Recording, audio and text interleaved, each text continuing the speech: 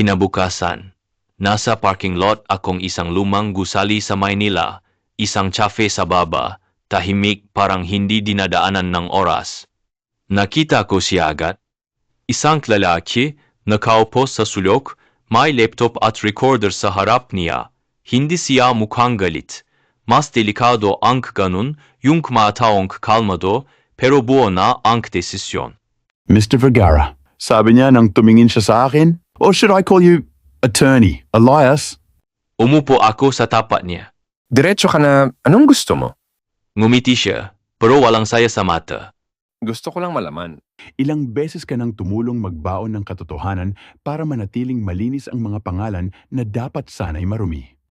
Tahimik ang cafe, pero parang may sumabog sa loob NNG dibdib ko. Hindi mo alam ang pinapasok mo. Alam ko, mas malinaw kaysa sa akala mo?